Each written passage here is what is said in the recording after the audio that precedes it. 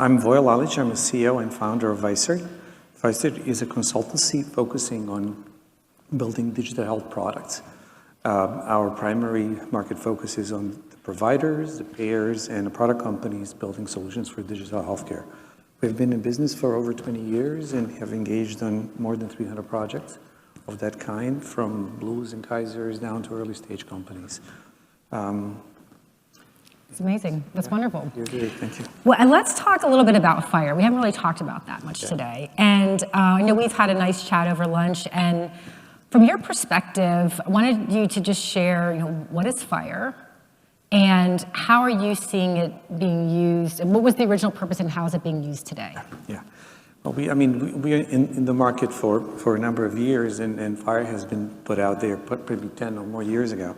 But the broad perception of FHIR is that it's really focused on being a data integration protocol or data standard, basically, that allows two systems to exchange information. And largely has been used like that or understood like that. So it is that, but it is also an underpinning or it can be used as a milestone for really significant innovation, and transformative solutions can be built on top of that. In some ways, what TCP/IP used to be for the establishment of internet as a framework on top of which we are able to network and build all the stuff that we have built.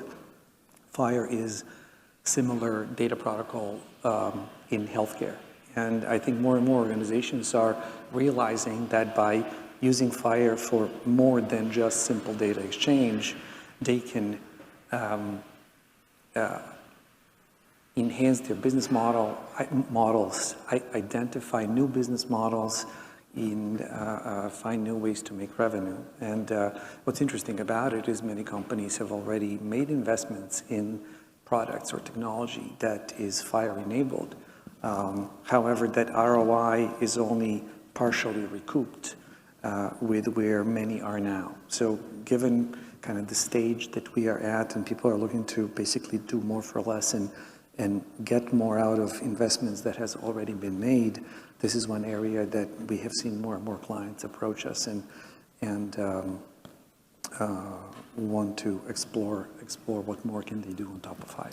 That's wonderful. And based on your organization and your focus, can you give an example of where you see some of these opportunities to go above and beyond just the core of the FHIR enablement was the original intent, and where can we go with it? Yeah, it really is a broad opportunity set there. I mean, when you step back, it's internal systems, even within one organization, can be siloed. And we have only partial visibility into what the data tells us. Say I'm a telehealth kind of provider and I'm able to talk to a patient over the Skype or something. And I can figure out what's going on and help them. Maybe I have a subset of information for them. But if I have an endpoint that gives me medical history of this patient, and I have an endpoint that gives me real-time information from the wearable or similar device that the patient has, me as a provider, I can see a completely different picture that even in a conventional way I can use to come up with a better treatment. Not just better, but could be actually personalized treatment.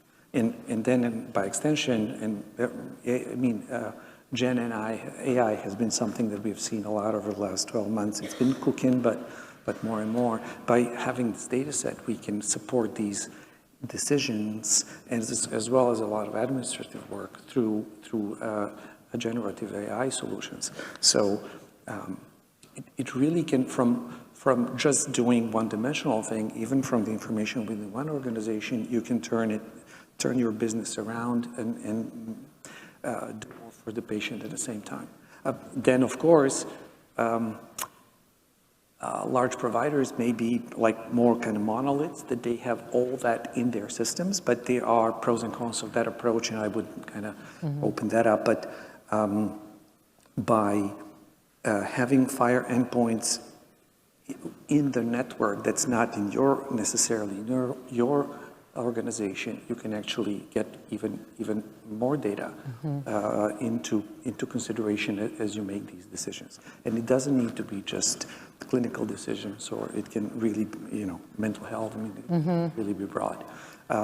So, like examples, one example, we have worked with a remote patient monitoring organization where it's like elderly patients, and they have 5-6 devices in the home or on themselves. All the data comes in, but putting that data in a FHIR endpoint allow the organization to make it integratable with other systems, from EHRs to lab to various types of things.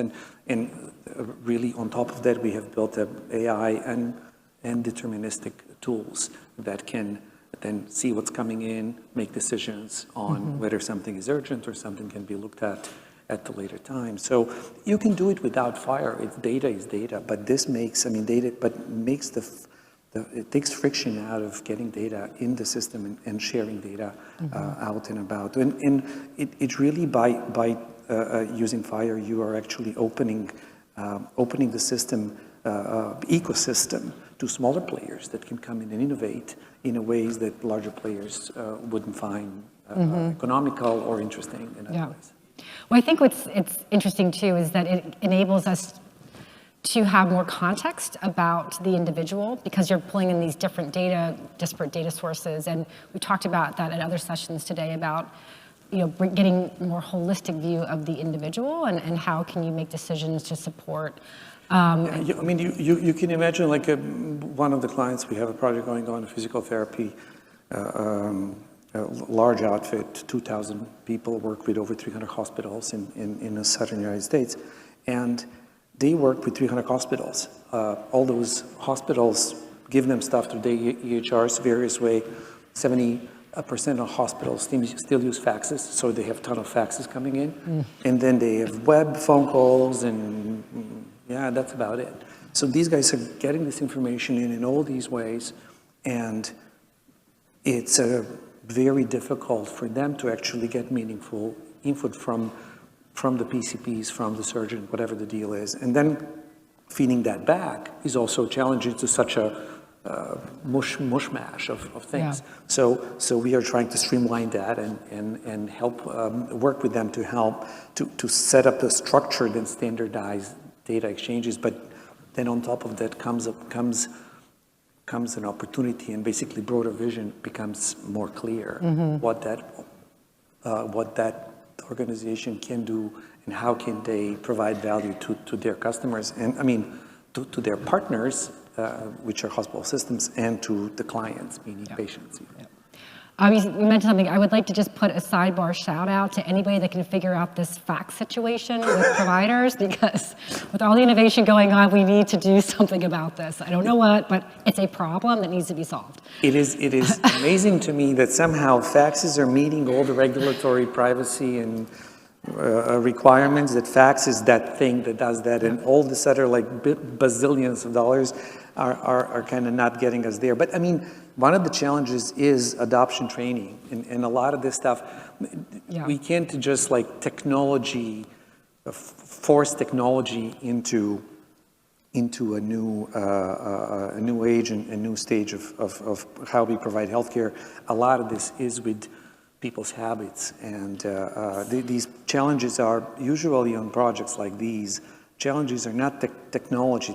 Challenges are basically communication and working with people and helping them evolve their thinking and kind of see the different side. Yeah, I think that's really interesting, because again, when you're in this technology space and in data, which is so critical, we do lose sight of the human aspect of the people that have to be involved and trained and understand. And when we talk about challenges with driving innovation further, the human experience is also often one of the biggest challenges that we have. And just change management. People don't like to change. And so it's a really interesting sort of situation. But again, as I think about leveraging FHIR in new and more holistic, innovative ways, what are some of the other challenges that you see beyond just the human aspect I don't know, maybe from a regulatory standpoint or any other challenges that you see? Yeah, I mean, it's interesting that this has been around for a while, and we have seen some adoption, but a lot remains to be done. I think generally the organizations are very constrained with the resources that have this capability, and it's an infrastructure piece in a way, and kind of getting over the infrastructure hurdle becomes a challenge. The skill set around this is relatively hard to find and hard to kind of maintain in the organization. So what Vicert has done, we have built, we call it blueprints, but there is a fire testing framework, a blueprint, as well as fire gateway blueprint. Through years and number of these opportunities to work and help organizations with this stuff, it has become a protocol for us that over, what we can accomplish over 30, 60 days usually takes 6 months to a year for internal team who needs to be geared up, informed, and so we can do it really faster, cheaper, better, and de-risk this whole thing. And obviously organization and their kind of a product and engineering teams, they're much better. It would make much more sense and much more value that they work on things that are really differentiators and are really around the areas where their expertise is, and allow somebody like us to help them take care of the infrastructure. What's interesting through these years, and so it has been efficiency, but what we have done as well as the partners and the consultants with these organizations is that we are able to see the vision, to kind of see behind the hill, behind the door, that people are now like focused on very tactical things around fire and running the infrastructure, but we can be a partner as well, not just delivering that infrastructure and stitching it together more effectively, but we can be the one who can help work with them to articulate the vision once the infrastructure is in place, and what else can they do? So to some extent, there are all these technology challenges, but the first challenge, or people challenges, which you said, but the first challenge is actually realizing that there's much more behind the fire gates. Right. I want to put it that way. When I think, again, like other themes that we've heard today, is that it takes collaboration and partnership, and it takes a village to bring these things forward. And I think that, to your point, that an organization that is using this type of platform sees it as one use purpose only, when there's so much more. And it's nice that you're able to partner with them to show them the potential and start to have them think differently about this type of technology and what it can do to better serve their organizations and their patients, to have those better outcomes or the greater efficiencies, obviously keeping the data and the information safe the whole way through. Of course. I mean, we talked about challenges, and by deploying building the infrastructure that's custom to the client's needs. Obviously, there's the regulatory and legal, there is security, privacy. There are all these elements where, given the experience and the time that we have spent building these solutions, we can help them run tests and assure that systems are compliant, systems are ONC compliant, they meet HIPAA and GDPR requirements for those in Europe and so forth. So there is a complexity there, and that has been a hurdle. But I think realizing that the investment being made is not just about that immediate data exchange, but an opportunity that can come on top of that or after that changes the lens, I think, on what fire can do, or what can fire bring. Well, I think that is really the innovation space in general, to what more can we be doing with what we have, and how can we make things better, accelerate better health outcomes, and sharing more data so that we can make better decisions to help people. On that note, it's been great talking with you. Are there any other last thoughts you'd like to leave the group with? No, I mean, I think there was a lot of talk about AI and sort of Gen AI, and obviously there is, I think many speakers mentioned, and I agree, Gen AI can, I don't think it's about losing jobs. I think it's about bringing quality and efficiency and improving how care is delivered. And resources that we have, we can use on things that humans are much better at, they'll remain better at, and dealing with humans and dealing with change. Whereas a lot of the grunt work can and will be and is already being done by Gen AI. But I think having ability to share data, and the data is really the gold here. And I think many players everybody's kind of looking at their lot and wants to grow their lot and what's in their lot. But I think opening data and allowing data to flow securely and meeting the requirements and expectations of both the patients and the providers will really be a transformational point for us. And hopefully we can keep going in that direction. Sounds great. And it's been a great conversation with you. Thank you so much. Likewise, and keep up the good work. Thank you. Thank you, Amy. Thank you.